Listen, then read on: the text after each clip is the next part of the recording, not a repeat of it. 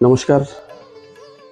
আমি ধনপুর বিধানসভার বিধায়ক হিসেবে আমি সমস্ত রাজ্যবাসীকে এবং পাশাপাশি ত্রিপুরার টিভির সমস্ত দর্শককে আমার আন্তরিক শুভেচ্ছা এবং অভিনন্দন। যেহেতু আপনারা জানেন, বাঙালির সর্ববৃহৎ উৎসব শারদীয় দুর্গোৎসব আমাদের জীবনে আনন্দ ভয়ে নিয়ে আসছে। সেই আনন্দ যেন নিরানন্দ না হয়, প্রত্যেকের কাছে অনুরোধ থাকবে এই পূজার দিনগুলি যেন সবাই সচেতন থাকে। বিশেষ করে যারা যুব সমাজ বাইক বা নেশাগ্রস্ত থাকে তারা যেন অন্তত নেশা থেকে দূরত্ব রাখে।